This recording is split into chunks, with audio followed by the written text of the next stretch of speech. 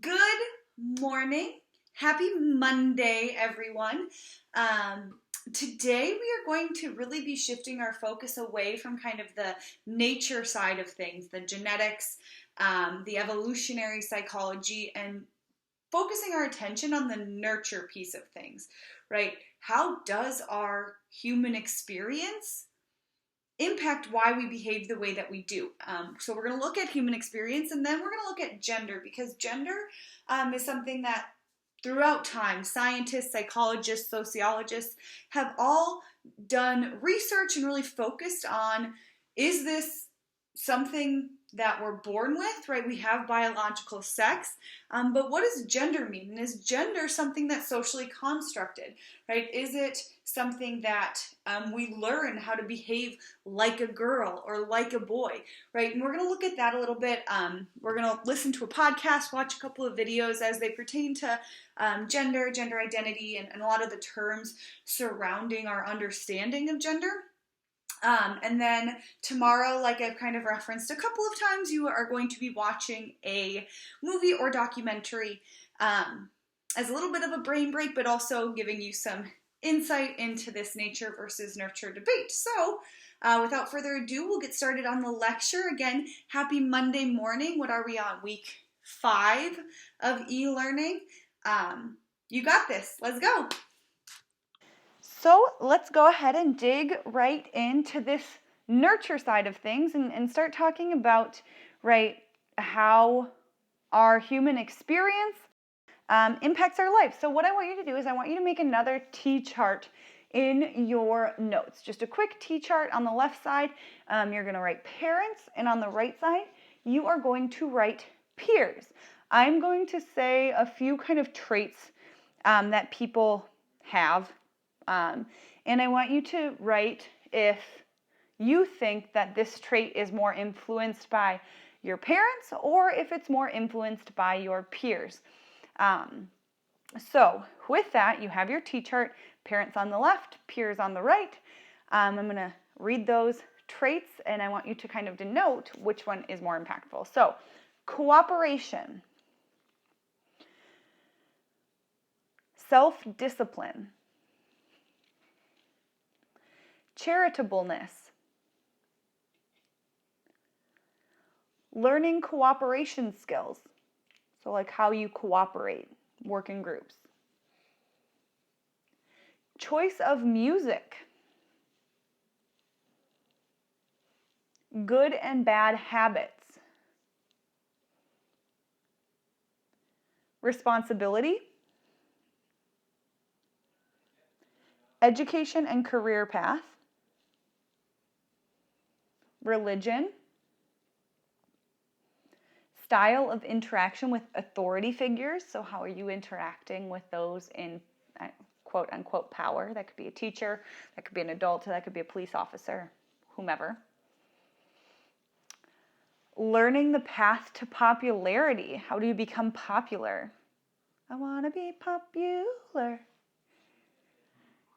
Last one then, choice of clothing and other cultural choices, so fashion.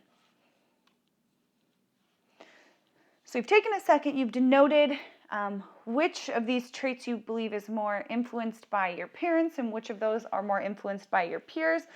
Overall, after research has been done, generally people agree that parents have influence over certain characteristics, and our friends and peer groups have influence over others. And so here's kind of a overview. See if your ideas match up. If they don't, why do you think that is? And this is going to give us some insight into, like, again, why are we behaving the way that we do based on things that we have learned throughout our lives, right? Think about, like, charitableness, right? I remember when I was, like, a little kid and I got an allowance from my parents. I had 3 envelopes in my room, and I had, say, I don't even remember how much money I got. Let's say $10 was my allowance.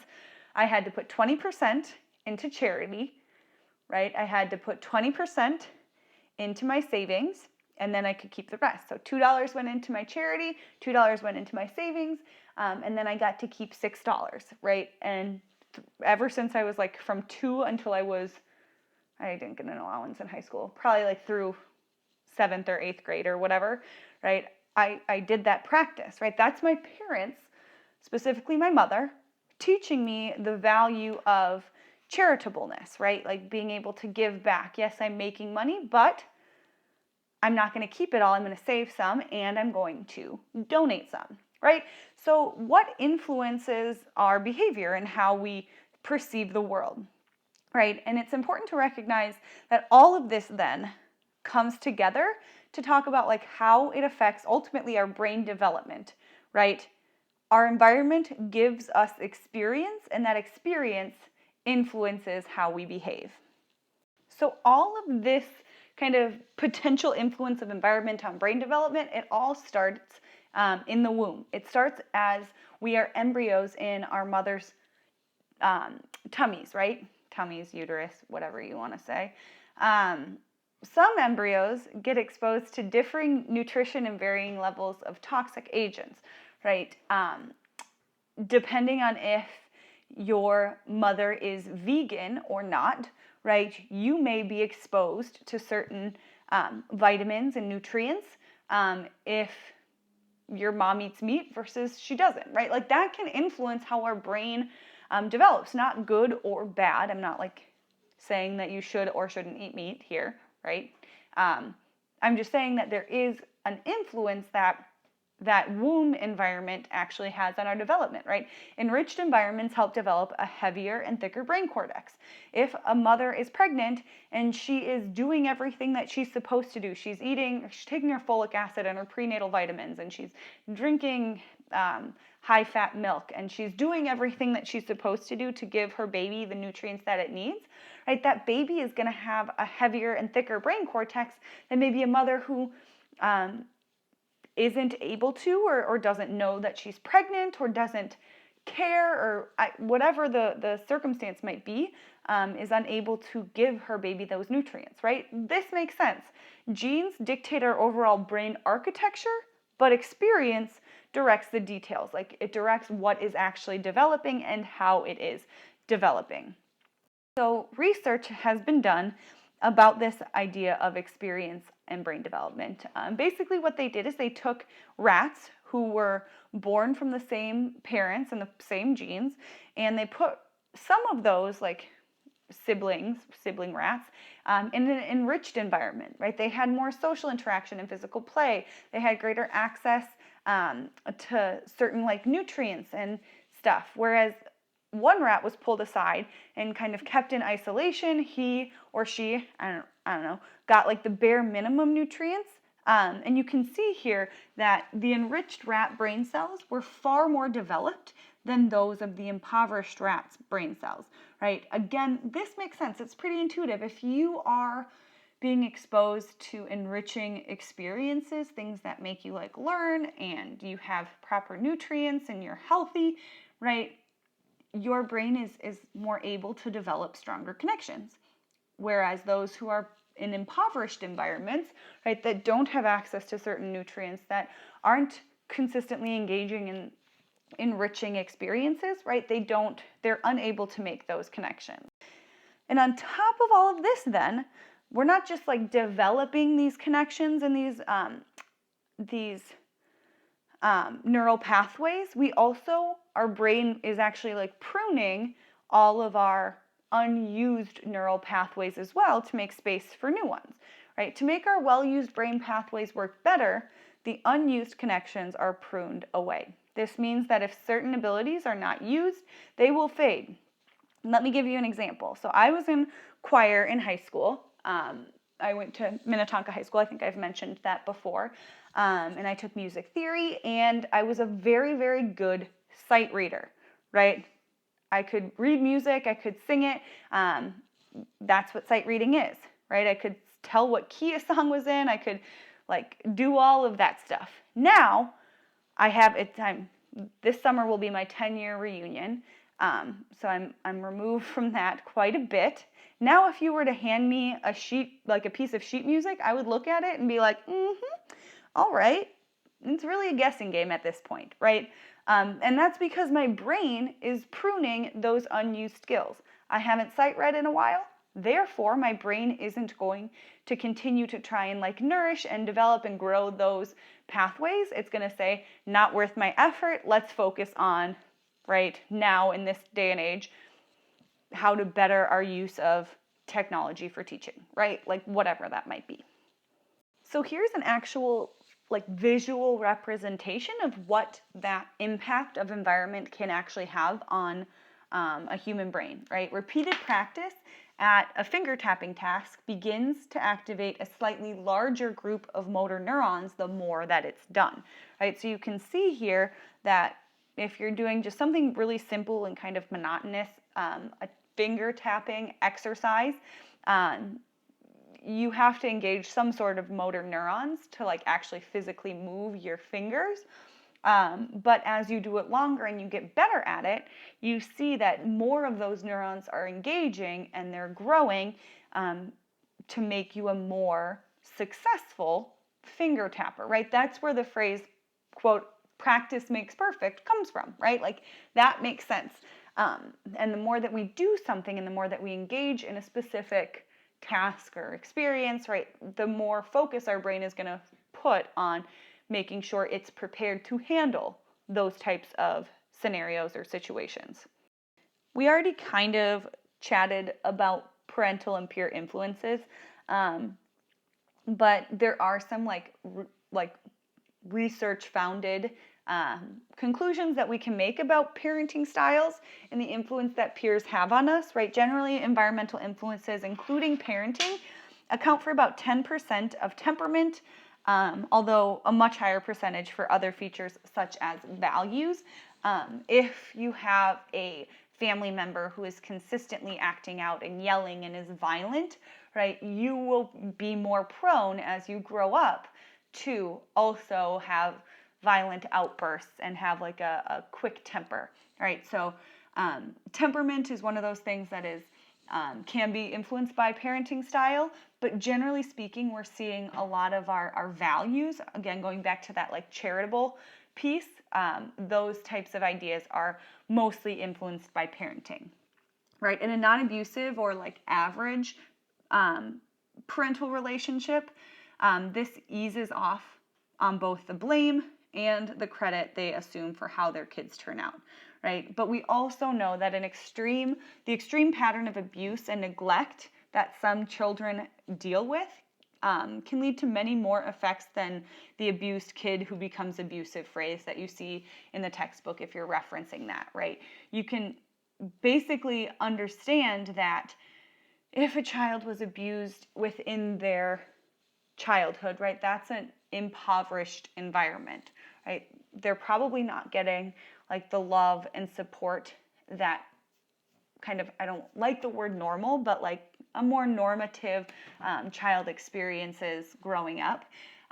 They're in a constant state of fear and tense, there's a tense like environment, right? This isn't good for kids, and it doesn't just lead to like an increase in their likelihood to abuse future people in their lives, but it also can lead to anxiety, depression, flashbacks, other mental psychological disorders such as like PTSD or eating disorders, right? It also has effects to lead to unusual strengths in coping, which is more of like a positive spin on looking at children who have been abused, right?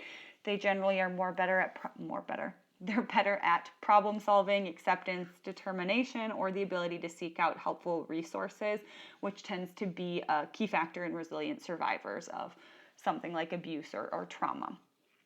To switch then and look at peers, right? We know that conformity could be a selection effect. It's difficult to definitively say that like peers have this influence on people because sometimes we choose to hang out with people because they are a certain way, right? And because this person is super outgoing and I'm super outgoing, I choose to hang out with them, right? I'm not outgoing because of the friends that are influencing me. If you get, it's kind of meta, but like you get what I'm saying, right? Correlation does not equal causation here, right? Interaction with peers can teach new social skills. So you saw things about like cooperation, style of music, those type of things. Right? Parents may try to have an indirect influence by selecting a child's peers. So this may kind of undermine the influence that peers really have, because if parents are the ones that are like setting their kids up with like play dates and whatever, they're generally setting them up with people who are similar to them in terms of like socioeconomic status, like geography, all of these things. So we know that there are some like undermining potential confounding variables in this research, but generally speaking, kids are picking their own peers to hang out with, and that then has an influence on a lot of their like cultural tastes, how they dress, how they cut their hair, if they wear makeup, if they like country music, or if they like rock and roll, if they whatever, you get the drift, right? Peer influence here. So what we're going to do now, we're actually going to look at a couple of examples of how we can look at the impact that cultural influence can have on our interpretation of our surroundings. So I want you to pause the video real quick and just read through this example of Yuri, who is an exchange student from Russia, and then I'll talk through, like, I want you thinking about how does this represent cultural influence, right? How does this story give us insight into like the impact that our culture and the culture that we are raised in can have on our interpretation of what we are in fact experiencing. So pause it, read it, and then we'll come back. So hopefully you took a second and read Yuri's experience coming to the United States, and it really does pose a couple of questions, right? What is his view on Americans, and what does he base his perception on, right? People smile a lot. Why do people smile, right? Think about back in the good old days when we used to be able to walk down the hallways at the glorious Wayzata High School, and you would see somebody, whether you knew them or not, right? You'd give them a smile or a wave. You're like, hey, how's it going? Good. And you? Good, right? Like, you don't really care how they're doing, right? But it's a cultural norm to ask somebody how they're doing, right? This is kind of what Yuri is experiencing, right? Is his perception of Americans accurate, that they're just so friendly, they're going to be very close friends with everybody that invites him over, asks him how he's doing, or smiles at him? Like, that's the question. Will the friendly Americans remember the invitations for Yuri to stop by? How durable are friendships with strangers in the United States? These are cultural ideas, right? In Russia, there may be different cultural norms in which, like, you don't, in fact, smile and invite people over just to be polite, right? And so this is a new experience for somebody like Yuri, who is basing his perception of Americans from a place of a worldview of kind of Russian culture. So just think about that. We're going to look at one more example here. But when you're thinking about what culture means, right, again, a couple of questions that come up: are the signs of friendships the same everywhere across the globe? To what do friendships obligate you in the United States, right? Are the obligations the same in other cultures? Like, a lot of, we are going to look just briefly here in a second at collectivist versus individualist cultures, right? Individualist cultures tend to have a lot of like surface level acquaintances, whereas collectivist cultures tend to have fewer relationships, but they're really deep and long-standing. So like, what does that look like, and how does culture then in fact influence how we perceive the world? So one more example. Look at this Dutch woman living in Paris, pause it, read it, think about what this tells us in regards to,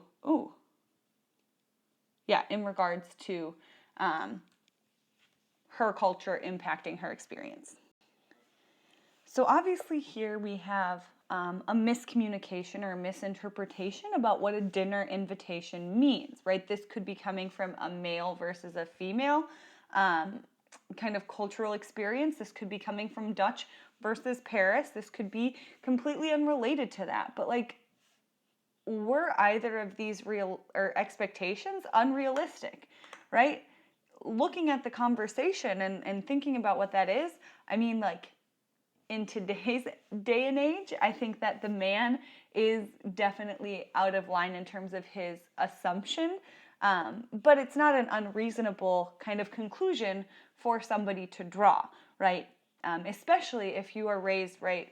People always say that the French are kind of like I don't know, I don't even know how to describe it, but like fluffy and sexual and flirtatious and stuff, like that could be the culture he was raised in.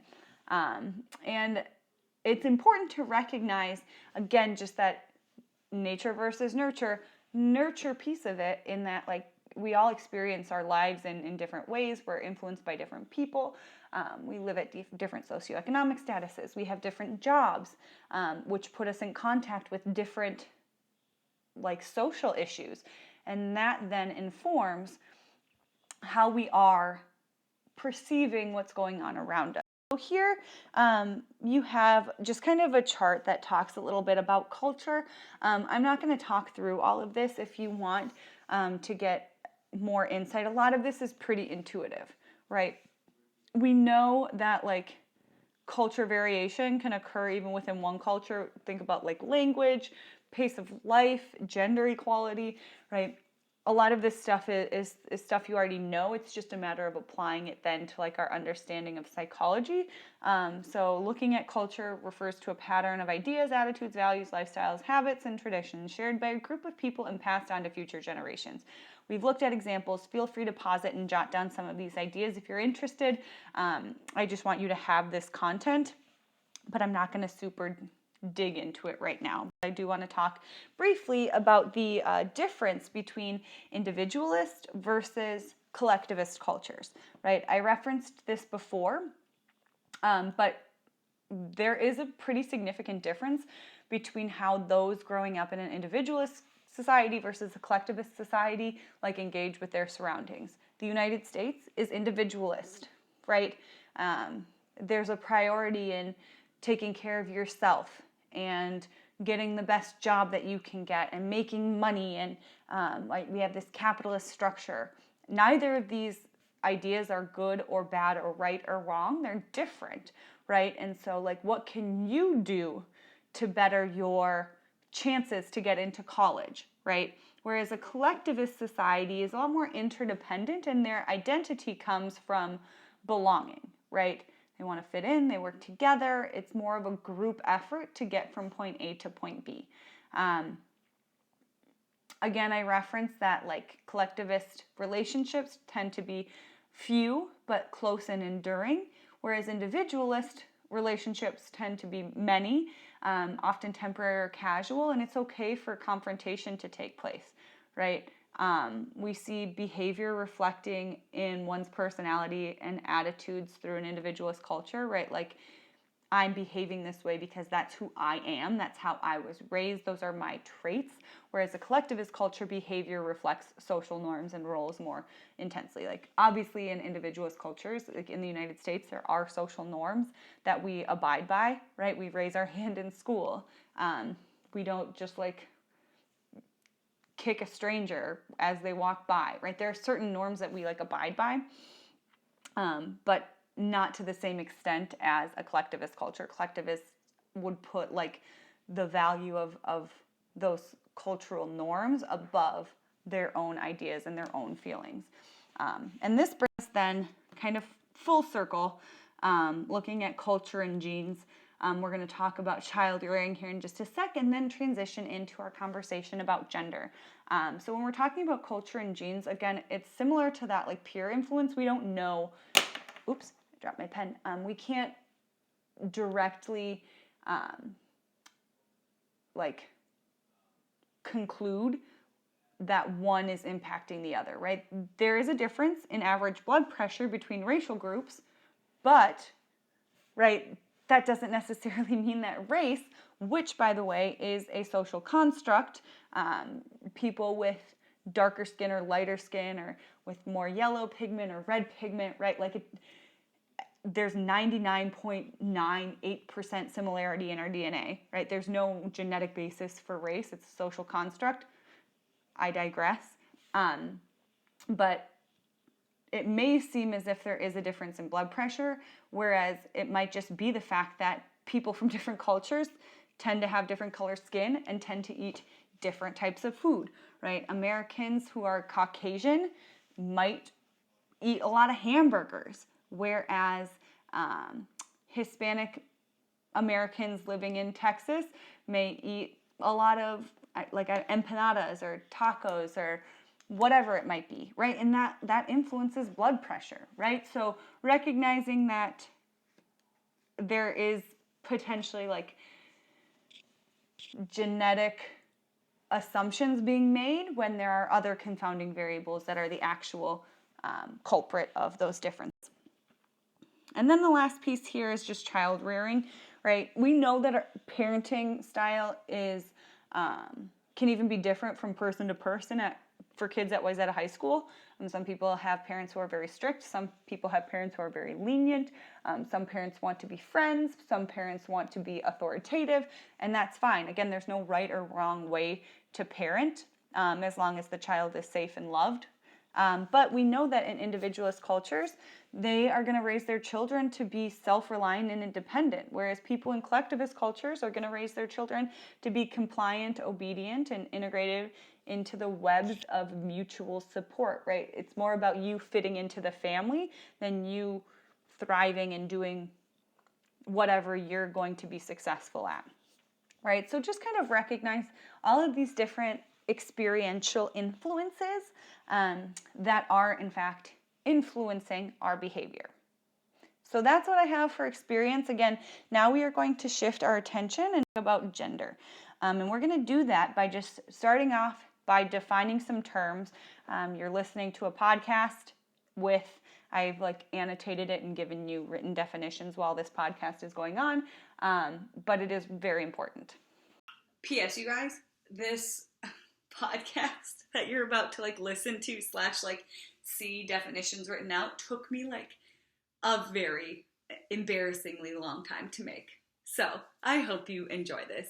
It took me so long that it was worth a little insert of me telling you how long it took me to make. So enjoy. I hope you learned something. This is really important, especially with a lot of the politics going on surrounding things like transgender rights and gay people who can or cannot be a part of the military, right? There's a lot of conversations politically around gender-specific ideas, and so it's really important that we understand the foundational terminology and definitions behind what we're talking about before we can make informed decisions. So you're welcome in advance. Here you go. Hey everyone, I'm Trace. Welcome to Test Tube Plus. This is a podcast-style show where we take a big topic and we get really into it. This week we're talking about gender identity. It's a very important topic, especially right now. What is gender is a big question.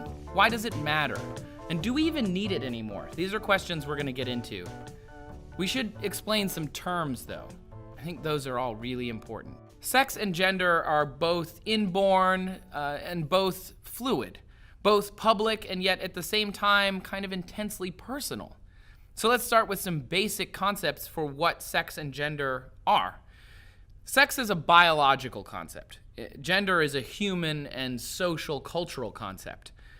In fact, all of the following things are completely independent identifiers. Gender and sex are not the same thing, although they're often used interchangeably. Sex is the classification of being male or female, and it's usually assigned at birth. When we're born, we look at a baby and we say this anatomy determines that this is a man or a woman, or will be. It's a male or a female. 1 in 2,000 births, though, has atypical genitalia. Something's missing maybe, or something's extra, something's too big, something's in the wrong place, something too small. It really does happen a lot. 1 in 2,000 might not seem like a lot, but that's a lot. So this is why using the word assignment is important when talking about sex. Someone decided that this baby is a male or a female at some point, not looking at its DNA or anything else, just looking at it. There are times when a doctor is making these decisions. There's a time when this doctor is maybe wrong. For example, say circumcision was elected to be done by the parents. It's happened before where a mangled circumcision results in a change in the sex assignment from boy to girl. It's happened. Look it up. Gender, on the other hand, from sex, is the state of being male or female culturally or socially. So again, not the same as sex. It's far more fluid, and it's also more of a spectrum or a continuum. Femininity versus masculinity is one way that people talk about gender. It's not the only way. Male versus female is one way you can talk about sex, but again, not the only way. In reality, gender is non-binary. There aren't just two genders. There are many genders. Some countries even recognize a third gender group, but we'll get there. Gender identity is your internal feelings about your gender. So this is about you, not about how the world sees you, but how you see yourself. So usually it's masculine or feminine. A lot of people identify very simply masculine or feminine. But sometimes it's a mix of those. Sometimes it's neither one of those. And the thing is, when it comes to gender identity, this is something that you decide. No one can tell you what your gender identity is. Gender expression is names, pronouns, appearance, like your clothes that you wear, the hairstyle that you have. It's the outward appearance of that gender identity, and that's defined by kind of the cultural experience, but you're the one who gets to pick what that shows. A third term you're going to hear a lot is sexual orientation, and sex and gender are independent of that. Sexual orientation is physical, romantic, and or emotional attraction to another person. It's inborn. Science believes it's likely a result of epigenetics, which means it can have some inheritability, but more or less, there's no gay gene, just like there's no straight gene. But it's also not a choice and probably not changeable throughout someone's life. Your sexual orientation is usually pretty permanent. Another term is transgender. This is where people start to get a little tripped up because masculine and feminine describe so many people in our population. It's very difficult for a lot of people to understand what this means, but this is when the gender identity and or gender expression differs from what the inborn sex assignment is. It's an umbrella term for all different gender expressions and gender identities. So that would be transgender. Transsexual is a medical term for someone whose identity or expression doesn't match that is assigned at birth. So say somebody who was born a male but felt like they were female their whole life, they may become someday transgender or transsexual. They're not entirely mutually exclusive, nor are they both used all the time for every case. It's individual. There's also agender. Agender means you're not masculine or feminine. No gender identity. Some define this as having a gender identity that is neutral, as a separate from something standing apart. It's a neutral gender identity. It's very difficult for this to be studied. I have a background in sexual education. I'm a certified peer sex educator from Western Michigan University, where I went to my undergrad, and we talked a lot about agender because it was very difficult to study people who are agender because it's not a huge population, similar to masculine and feminine people, which are very large populations. There are also things like cross-dressing. This is completely separate, again, from all these other terms, and this is a person whose clothing is their chosen means of gender expression, now that you know what that term means. And it often differs from their sex assignment, but not always. Terms to avoid in this area that a lot of people still use are transvestite. That's someone who dresses for sexual pleasure. Cross-dressing does not necessarily mean that they're getting sexual pleasure out of it. It might just mean that it conforms better to their internally held gender identity. Someone who is in transition is someone who is converting from living and working as one gender into a different gender. It's often done through their outward appearance. Sometimes it's done through surgery. Sometimes it goes as far as hormones and other measures that need to be taken in order to make the person's gender identity on the inside match their gender expression on the outside. That's when you would say that person is in transition.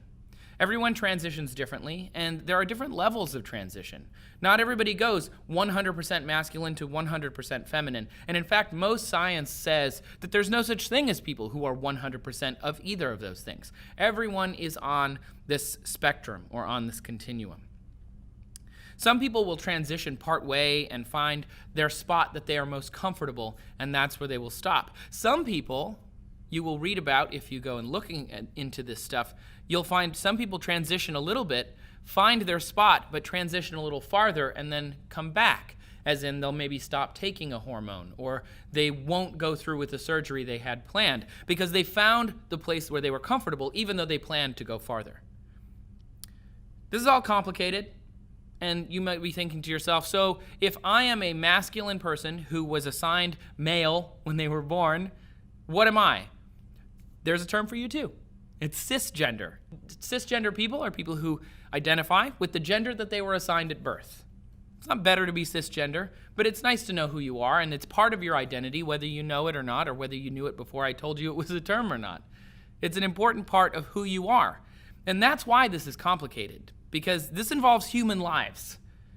And most people are going to commend others for trying. So learning some of these terms are going to make you talk to others better.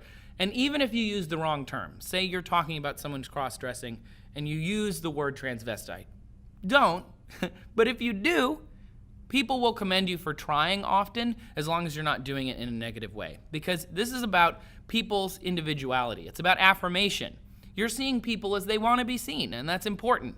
So a good place to start was somewhere that I learned to start in college, which was, instead of saying a member of the opposite sex, how many times have you heard people say that? The opposite sex implies that there is one sex, and then there's the opposite, like there's the opposite side of a quarter. In reality, it's the other sex. It's not the opposite. You're not two sides of the same coin. You're two parts of a greater spectrum or continuum. Identity is everything to so many people, and it's very personal, and it's very important. And being misunderstood or having your deeply held beliefs cast aside, it's hurtful. It makes everyone feel terrible, no matter what they identify with on the inside. So obviously, I don't know everything about this. I have done some training, but I haven't done it in a long time. So things have changed even since I was certified. They've probably changed since I started doing some of this research 2 years ago on D News. But that's why we're here to talk about it. And having a different opinion or a different understanding of this is really important to us. So please let us know. You can tell us in the comments, or you can tweet at me if you'd like. And just remember, be respectful. We're discussing actual people here. But I think it's important also to find other terms for some of these things. There are terms that I didn't get to in this episode, so make sure you share those in the comments. And you can find out tomorrow what the science says about all of this stuff. So subscribe for more Test Tube Plus. Last week we talked about aliens.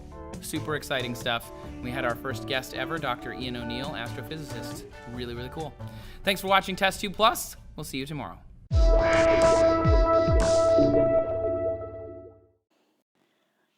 So hopefully that podcast gave you kind of the foundation that you need moving forward when conversing in everyday life about gender ideas, and also a foundation for us moving forward when we're talking about kind of the nature versus nurture debate as it pertains to gender, right? That podcast referenced a couple of kind of scientific studies and like understandings behind like things like sexual orientation, sexual identity, or gender identity and gender expression, and whether these things you're born with them or if they're something that you choose or that are learned, right? Like that was referenced. So we're going to look at that in just a little bit more detail by starting with the biological gender differences. So this is the nature side of kind of the nature-nurture debate.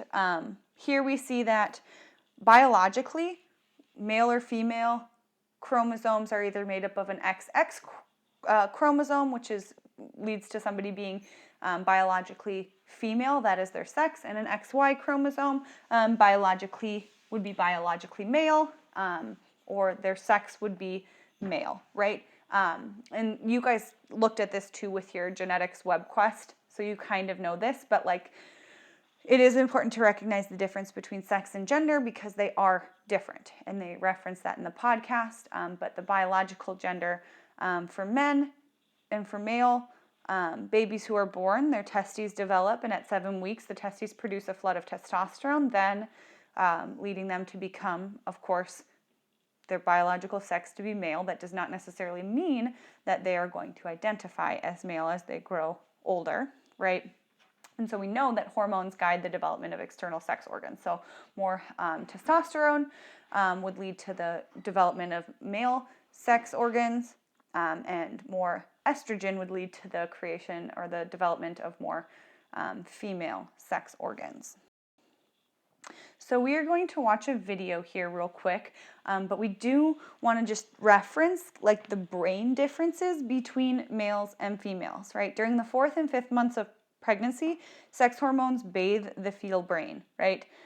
So female brains are as this says, bathed in estrogen, whereas male brains are bathed in testosterone. And throughout adulthood, women have thicker areas in part of the frontal lobes that helps with verbal fluency.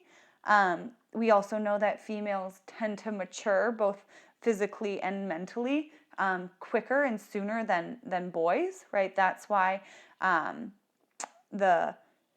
can't remember what the exact numbers are, but like females are said to be fully developed, their brains and their bodies by age, I think it's like 24, and men, it's not until they're like 28 that their brain is done developing. But like those are some brain differences that have been scientifically studied and proven, right? There are also differences in the amygdala, hippocampus, and the ratio of cell bodies to axons. So we're going to watch this video that goes into a little bit more detail about the differences of the brain.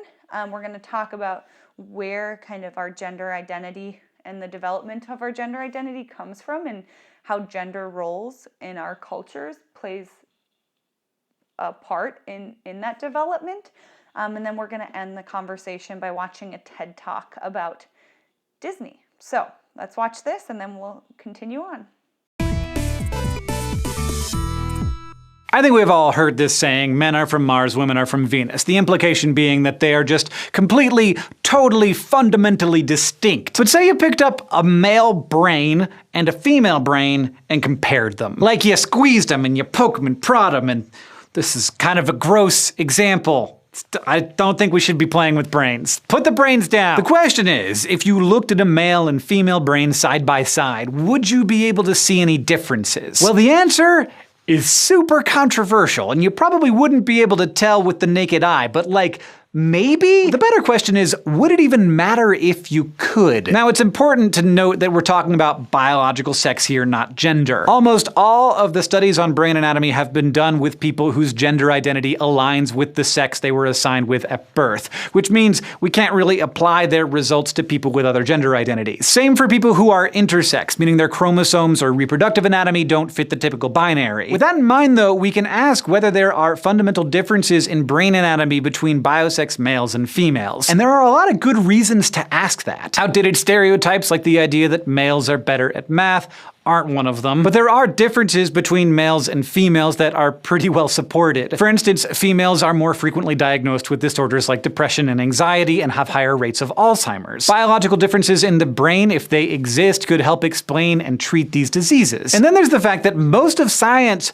just doesn't use female animal models. A 2010 study of sex bias and research found that neuroscience was one of the guiltiest fields, and that male animals were studied more than 5 times as often as female animals. There are reasons for this, including the fact that lab mice go into heat every 4 to 6 days. I mean, if you thought PMS once a month was bad, try factoring that kind of hormonal haywire into your nicely controlled scientific experiment. But if human male and female brains are different, then not studying female animal models is a pretty big problem. So are sex-related anatomical differences a thing or not? Well, yes and no. The one consistent finding is that male brains are bigger on average than female ones, which makes sense because generally male heads are bigger. Bigger bodies, bigger body parts. Other studies suggest that there are differences in specific brain regions, or that for females, some regions have thicker cortices, the folded gray matter on the outer edge of the brain that we use to do our higher level cognition. But findings vary by study, and all of them depend on whether or not you correct for the larger size of the male brain overall. When you do, some of the results disappear, and some stay the same, and some even flip which sex is larger, though again, different studies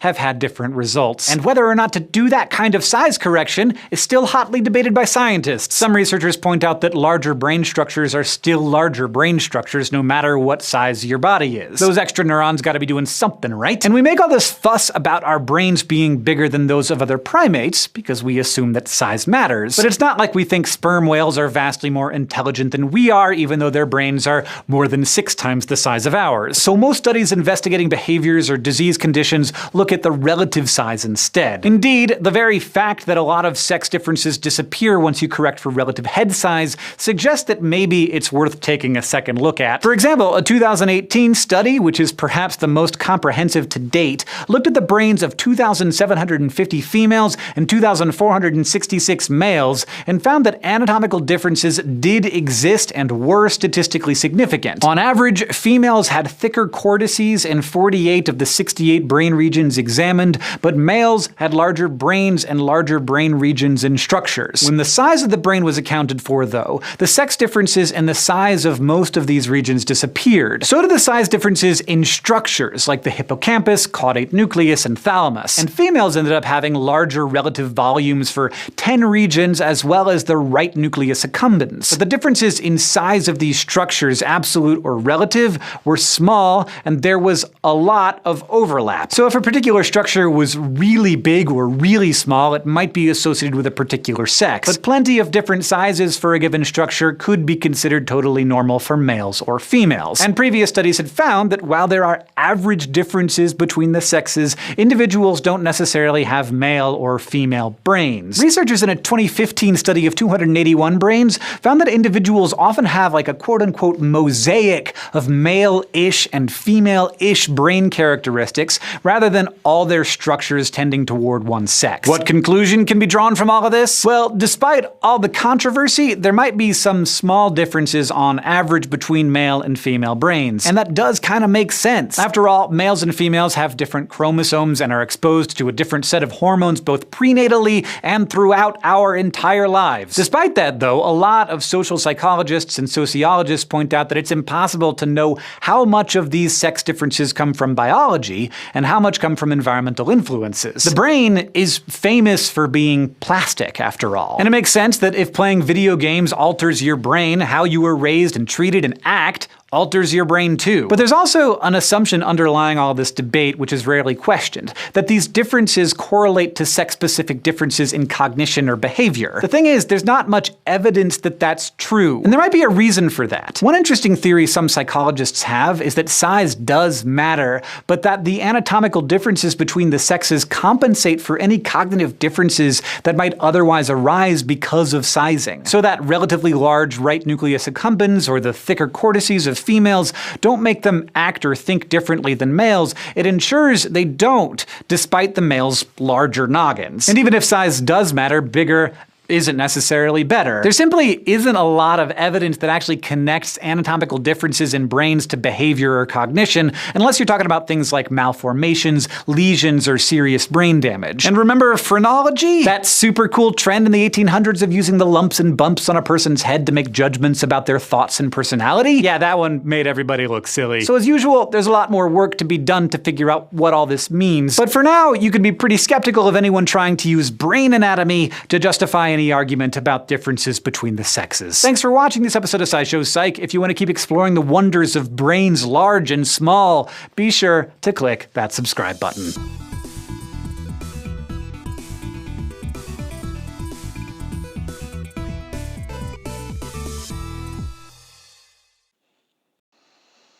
So there you have some of the biological differences, the differences in the brain. We're going to, like I said, shift our attention to the nurture side of gender roles, right? First, let's define that, in that it's behaviors that are expected of people related to their identity as men and women, right? Things like women are stay-at-home moms who do the dishes and clean and take care of the kids. Men are dads who go to work and make money to support their families, right? Girls, it's okay to cry. Boys, it's not. Boys, it's okay to be violent and angry. Girls, it's not, right? These are culturally established gender roles and expectations surrounding how people are supposed to, quote unquote, you can't see me doing air quotes, supposed to behave based on how they identify. Here's a graph that shows kind of a change over time in regards to like what roles women are taking within the workforce, right? You see females with their PhD in psychology is continuously going up. Law school graduates, medical school graduates, those go up, right? And we know that, and we're going to talk about this piece of it a lot more in AP Psych if you take it next year. But a lot of the bias that exists surrounding, like, when you think about a police officer, your prototype of that police officer is generally like a stout male in a blue suit and a hat, right? Why is it a male, right? That's because gender roles in our culture have kind of taught us to think of certain professions as male or female. Now, I want to say, obviously, even by these graphs are old, but like obviously this is changing, right? There are a lot more women going into engineering. There are a lot more women going into medicine than like in the 20s, 30s, and 40s, and even later on, right? Like this is a changing trend, but we also know that there are gender inequalities that still exist. The pay gap is real, and it exists between men and women. And so a lot, again, like it's really important that we have an understanding of these gender terms and the basics of gender so that we can, in fact, communicate and articulate our own perspectives on what's going on within society more fluently and more productively. So then the question still remains, right? Is there a cultural influence on gender role development, or is it instinctual, right? Are children who are born male or female more likely to behave a certain way because they are male or female biologically, or is it something that's taught to them over time? The social learning theory says that we learn gender role behavior by imitation and by rewards and punishments that shape our behavior. Again, that idea of like, if you are a young girl and you grow up and your dad fixes the car and changes the oil, and your mom cooks and does the laundry, right? Like that's your interpretation of what a mom and a dad does, right? And that's inherently establishing your understanding of gender roles as you grow older. Fun fact, my dad always did our laundry. That was funny. I also know that like this idea of rewards and punishments shaping our behavior, this is like the, if a girl gets angry, right, and they get in trouble for getting angry, like don't act like that, right? They're going to be less likely to act angry in their future, whereas if a boy acts angry, it's not the same response. Generally speaking, it's how can we calm you down, not like you can't do that, right? Same thing with crying. Like how many of you have heard like tough boys don't cry? Boys don't cry. What are you, a girl? Right? Like if a boy is crying, that's another one of those punishments and reward type of like training to say like boys aren't supposed to cry, but it's okay if girls do. If a girl's crying, they don't say like, oh, toughen up. They just kind of let it happen.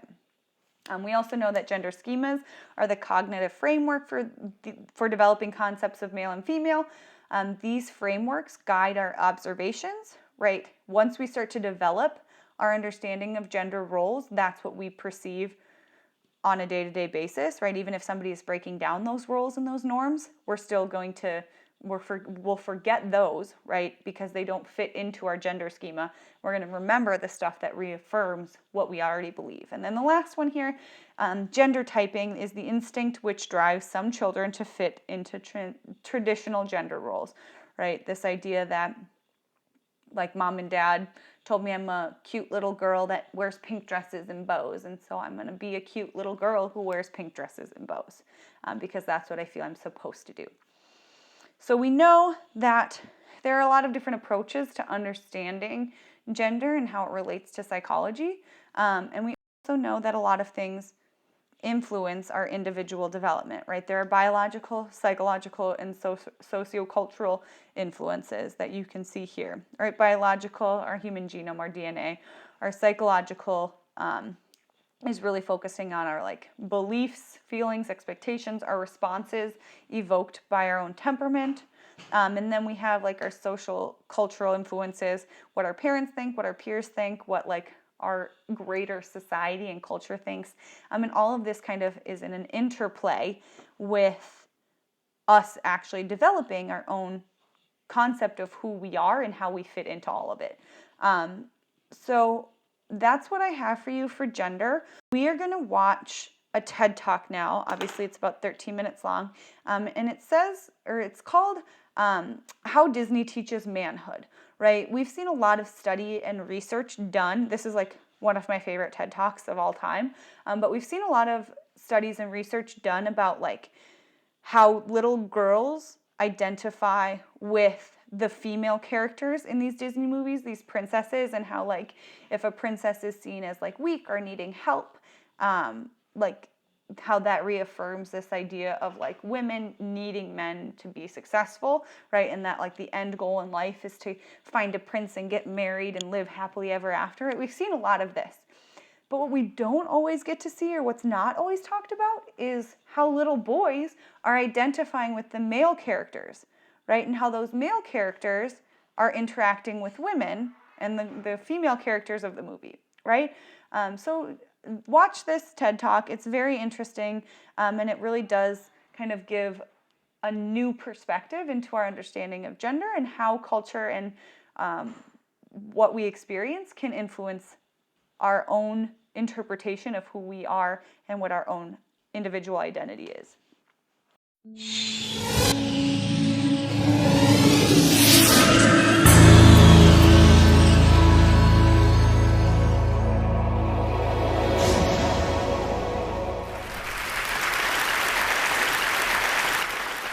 You know, my favorite part of being a dad is the movies I get to watch.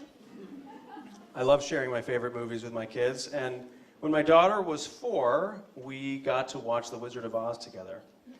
Totally dominated her imagination for months. Her favorite character was Glinda, of course. Gave her a great excuse to wear a sparkly dress and carry a wand. But you know, you watch a movie enough times, and you start to realize how unusual it is. Now, we live today and are raising our children in a kind of children's fantasy, spectacular industrial complex. But The Wizard of Oz stood alone. It did not start that trend. 40 years later was when the trend really caught on, with, interestingly, another movie that featured a metal guy and a furry guy rescuing a girl by dressing up as the enemy's guards. Do you know what I'm talking about? Yeah. Now, there's a big difference between these two movies, a couple of really big differences between The Wizard of Oz and all the movies we watch today. One is there's very little violence in The Wizard of Oz. The monkeys are rather aggressive, as are the apple trees.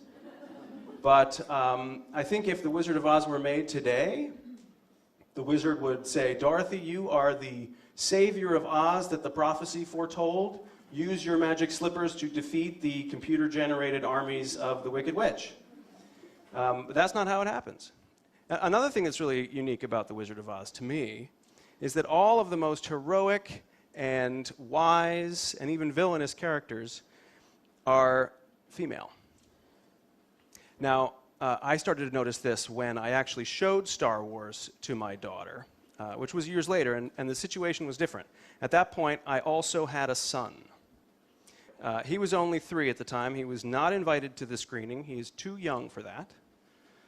But he was the second child, and the level of supervision had plummeted. So he wandered in, and it imprinted on him like mommy duck does to its duckling. And I don't think he understands what's going on, but he is sure soaking in it. And I wonder what he's soaking in. Is he picking up on the themes of courage and perseverance and loyalty? Is he picking up on the fact that Luke joins an army to overthrow the government? Is he picking up on the fact that there are only boys in the universe except for Aunt Beru? And of course, this princess who's really cool, but who kind of waits around through most of the movie so that she can award the hero with a medal and a wink to thank him for saving the universe, which he does by the magic that he was born with. Compare this to 1939 with The Wizard of Oz. How does Dorothy win her movie? By making friends with everybody and being a leader. Like, that's kind of the world I'd rather raise my kids in. Oz, right? And not the world of dudes fighting, which is where we kind of have to be. Why is there so much force, capital F force, in the movies we have for our kids, and so Little Yellow Brick Road. I mean, there is a lot of great writing about the impact that the boy violent movie has on girls, and you should do that reading. It's very good. I haven't read as much on how boys are picking up on this vibe. I know from my own experience that Princess Leia did not provide the adequate context that I could have used in navigating the adult world that is co-ed. I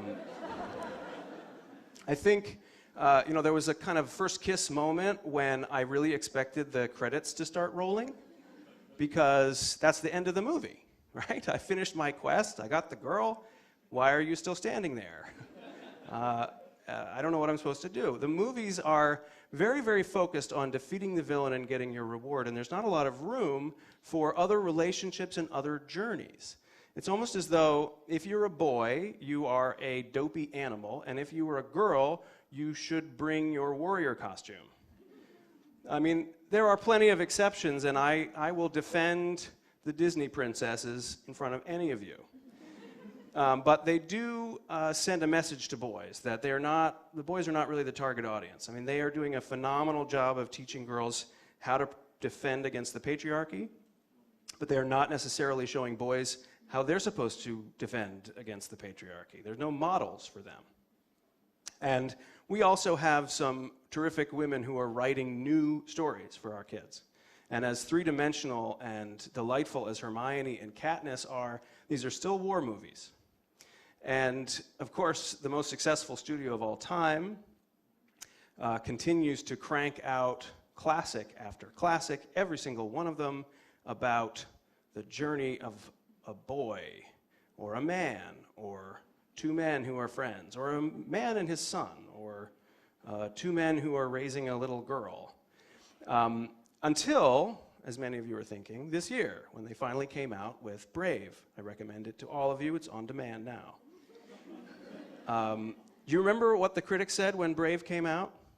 Oh, I can't believe Pixar made a princess movie. It's very good. Don't let that stop you.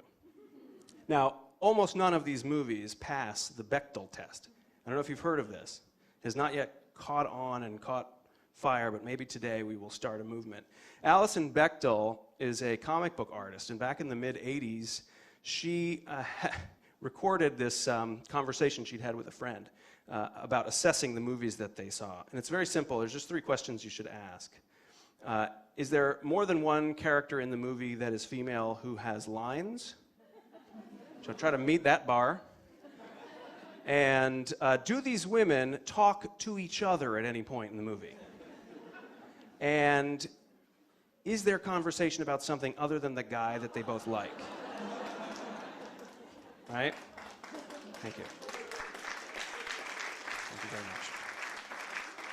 2 women who exist and talk to each other about stuff. It does happen. I've seen it, and yet I very rarely see it in the movies that we know and love. In fact, this week I went to see a very high-quality movie, Argo, right? Oscar buzz, doing great at the box office, a consensus idea of what a quality Hollywood film is. Pretty much flunks the Bechdel test. And I don't think it should, because a lot of the movie, I don't know if you've seen it, but a lot of the movie takes place in this embassy where men and women are hiding out during the hostage crisis. We got quite a few scenes of the men having deep, angst-ridden conversations in this hideout. And the great moment for one of the actresses is to peek through the door and say, "Are you coming to bed, honey?" Like, that's Hollywood for you. So let's look at the numbers. 2011, the 100 most popular movies, how many of them do you think actually have female protagonists? 11. It's not bad. It's not as many percent as the number of women we've just elected to Congress, so that's good. But there is a number that is greater than this that's going to bring this room down. Last year, the New York Times published a study that the government had done. Here's what it said. 1 out of 5 women in America say that they have been sexually assaulted sometime in their life. Now, I don't think that's the fault of popular entertainment. I don't think kids' movies have anything to do with that. I don't even think that, music videos or pornography are really directly related to that. But something is going wrong. And when I hear that statistic, one of the things I think of is that's a lot of sexual assailants. Who are these guys? What are they learning? What are they failing to learn?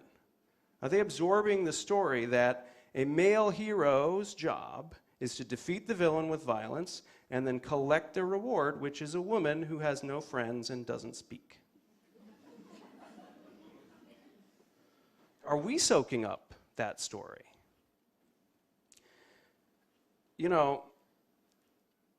As a parent with the privilege of raising a daughter, like all of you who are doing the same thing, we find this world and this statistic very alarming, and we want to prepare them. We have tools at our disposal like girl power, and we hope that that will help. But I gotta wonder, is girl power going to protect them if at the same time, actively or passively, we are training our sons to maintain their boy power? I mean, I think the Netflix cue is one way that we can do something very important. And I'm talking mainly to the dads here. I think we have got to show our sons a new definition of manhood. Now, the definition of manhood is already turning upside down. I mean, you've read about how the new economy is changing the roles of caregiver and wage earner. They're throwing it up in the air. So our sons are going to have to find some way of adapting to this, some new relationship with each other. And I think we really have to show them and model for them how a real man is someone who trusts his sisters and respects them and wants to be on their team and stands up against the real bad guys who are the men who want to abuse the women. And I think our job in the Netflix queue is to look out for those movies that pass the Bechdel test, if we can find them, and to seek out the heroines who are there, who show real courage, who bring people together, and to nudge our sons to identify with those heroines and to say, I want to be on their team, because they're going to be on their team. When I asked my daughter who her favorite character was in Star Wars, do you know what she said? Obi-Wan. Obi-Wan Kenobi and Glinda. Now, what do these two have in common? Maybe it's not just the sparkly dress. I think these people are experts. I think these are the two people in the movie who know more than anybody else, and they love sharing their knowledge with other people to help them reach their potential. Now, they're leaders.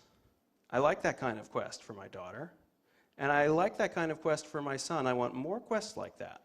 I want fewer quests where my son is told, go out and fight it alone, and more quests where he sees that it's his job to join a team. Maybe a team led by women to help other people become better and be better people, like the Wizard of Oz. Thank you.